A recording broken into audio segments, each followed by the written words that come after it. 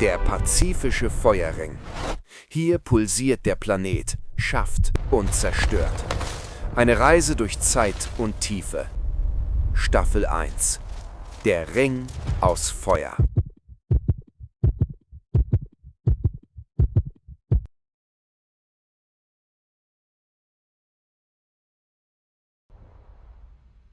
Sumatra, vor 74.000 Jahren. Die Welt hält den Atem an. Es beginnt nicht mit Feuer, es beginnt mit dem Verschwinden eines Berges. Ein Riss in der Kruste, 100 Kilometer lang, eine offene Wunde im Planeten. In Sekundenbruchteilen werden 2800 Kubikkilometer Gestein einfach verdampft. Das ist der Youngest-Toba-Tuff. Eine graue Wand, die in die Stratosphäre schießt und das Licht frisst. Die Schockwelle radiert alles aus. Wälder verbrennen durch bloße Reibung. Aus dem All betrachtet sieht es aus, als hätte jemand das Licht der Welt gedimmt. Dies ist kein gewöhnlicher Vulkanausbruch.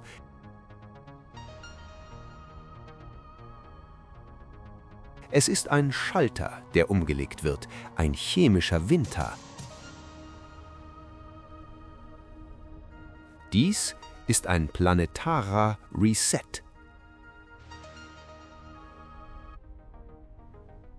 Willkommen am Punkt Null.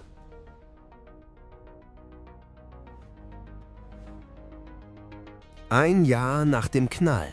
Die schwere Asche ist gesunken, doch der Himmel ist nicht klar. Etwas Schlimmeres ist in der Stratosphäre geblieben: Schwefelsäure. Ein unsichtbarer Schleier, der sich einmal komplett um den Planeten gewickelt hat. Wenn die Sonne untergeht, sehen wir das Gift. Ein chemisches Feuerwerk. Der Himmel über Europa glüht. Ein toxisches Schauspiel, selbst in der Nacht. Es ist von betörender Schönheit, aber es ist ein Trugschluss. Denn während der Himmel brennt, erfriert die Erde.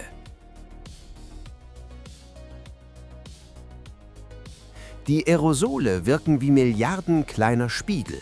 Sie werfen die Wärme ins All zurück. Die Temperatur stürzt ab. 3 Grad, 5 Grad, regional bis zu 15 Grad. Der vulkanische Winter setzt ein. Kein Schnee, sondern eine trockene, beißende Kälte. Doch die Kälte ist nicht der einzige Killer. Es ist das fehlende Licht. Die Photosynthese stockt. Pflanzen sterben nicht an Frost, sie verhungern. Und wenn die Pflanzen sterben, bricht das Fundament weg.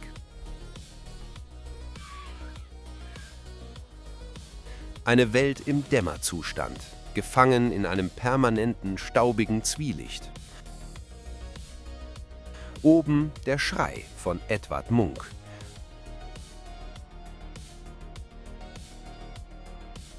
Unten das stille Sterben der Wälder.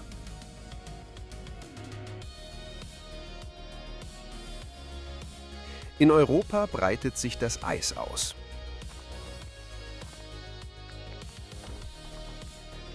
Aber weiter südlich geschieht das Gegenteil.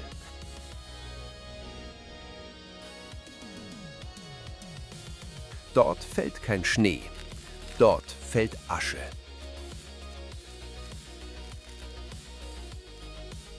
Wir blicken nach Indien, ins Tal der Dunkelheit.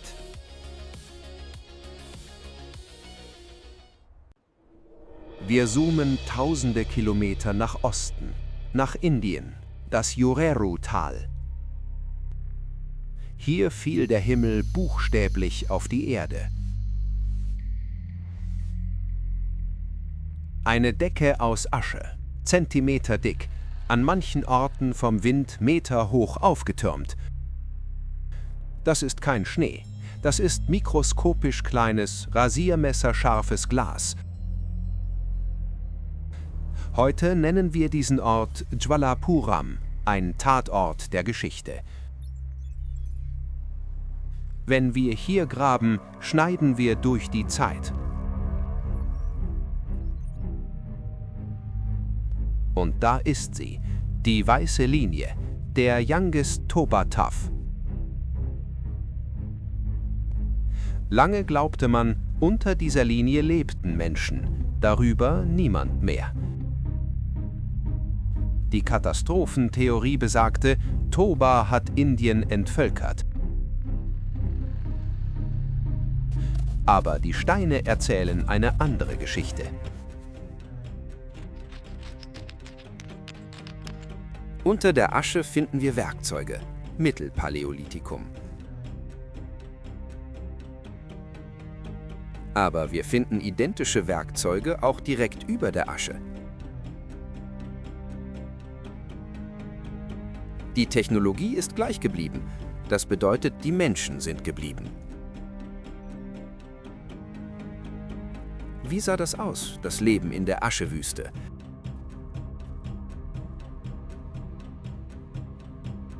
Es war staubig, es war dunkel, die Luft schmeckte nach Schwefel. Sie husteten, die Lungen brannten.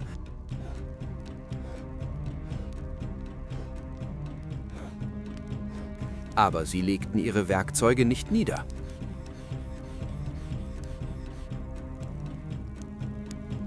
Sie machten weiter.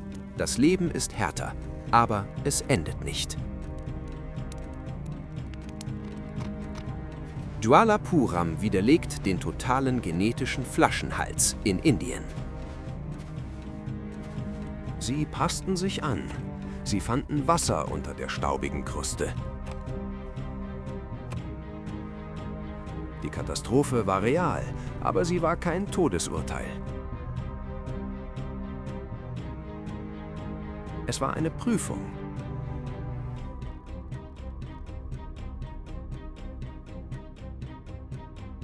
Wer hier überlebte, war zäh.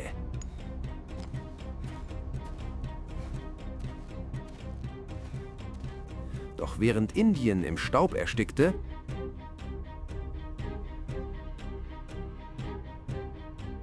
traf sich ein anderer Teil der Welt mit einer ganz anderen Bedrohung. Nicht zu viel Material, sondern zu wenig Wasser. Wir folgen der Spur nach Äthiopien.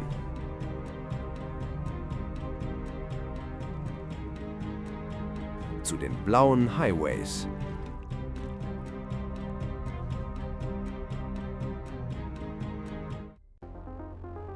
Horn von Afrika, Äthiopien. Hier sieht die Apokalypse anders aus. Der Shinfa-Fluss, normalerweise eine Lebensader, jetzt ein Patient auf der Intensivstation. Hier war der Effekt von Toba nicht Kälte, sondern extreme Dürre. Die Monsunregenfälle blieben aus, Jahr für Jahr. Aber woher wissen wir, dass der Vulkan hier war, 5000 Kilometer entfernt? Der Beweis ist unsichtbar für das bloße Auge. Kryptotephra, mikroskopische Glassplitter, die chemisch exakt zu Toba passen.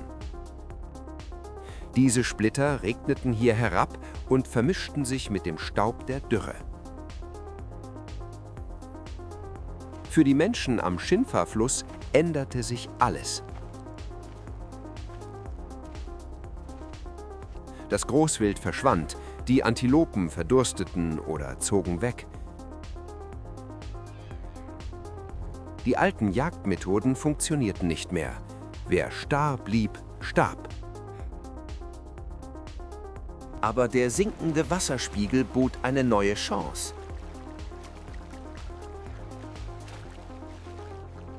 Die Tümpel wurden zu natürlichen Fallen.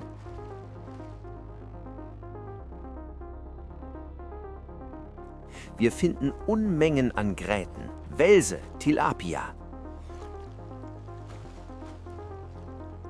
Die Menschen änderten ihre Diät radikal.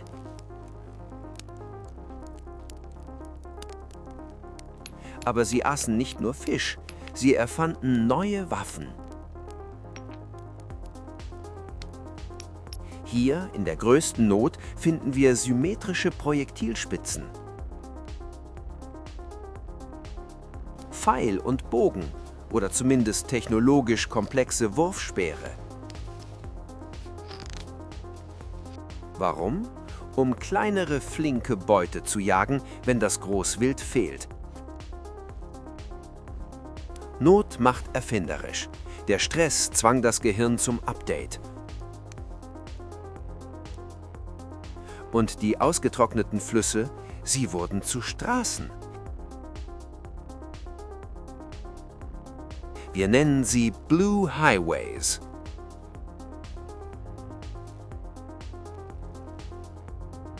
Auch wenn sie kaum Wasser führten, boten sie Schatten und Orientierung. Sie waren die Fluchtrouten aus der Todeszone.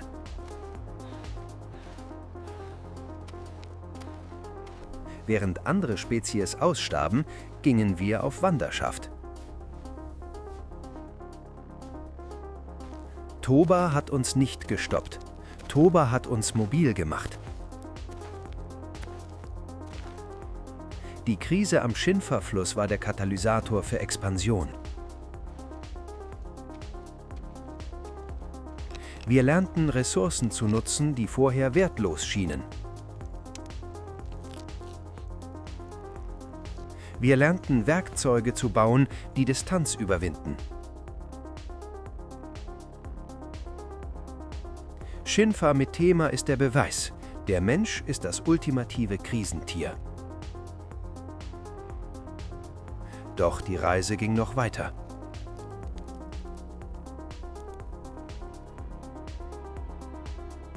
Bis an den Rand des Kontinents, zum großen Wasser.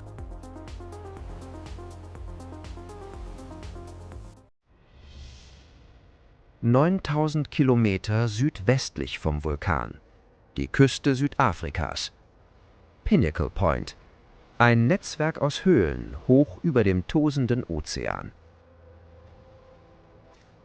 Auch hier landete Toba. Wir finden seine chemische Signatur im Felsboden. Doch während das Landesinnere vertrocknete, bot das Meer Zuflucht. Den Gezeiten ist der vulkanische Winter egal. Muscheln, Schnecken, Krebse. Eine Nahrungsquelle, die niemals versiegt. Hier florierte der Mensch, aber er musste schlau sein. Er musste den Mond verstehen, Ebbe und Flut vorhersagen. Omega-3-Fettsäuren, Treibstoff für das Gehirn. Wir sehen hier nicht nur Überleben, sondern Hightech.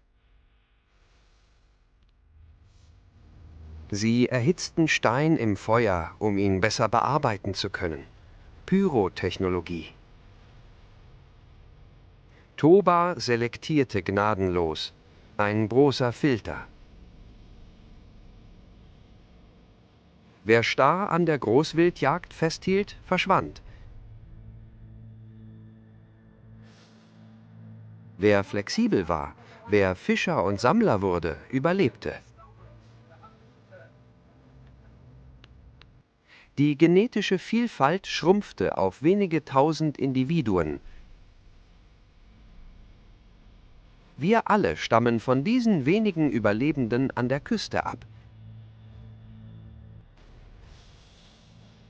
Die Küste war der sicherste Ort in einer sterbenden Welt.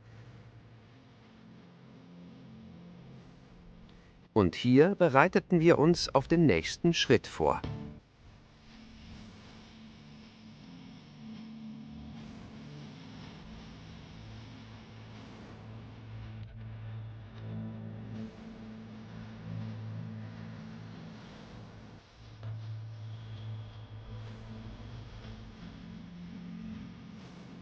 Rückblickend betrachtet, Toba war keine Apokalypse. Er war ein großer Filter.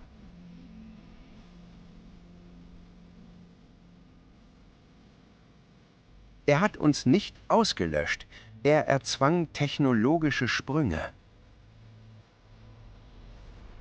Sprünge, die nötig waren, um eines Tages den Planeten zu verlassen. Wir haben überlebt. Wir sind stärker geworden. Und jetzt richten wir den Blick auf den Horizont. Das Meer ruft.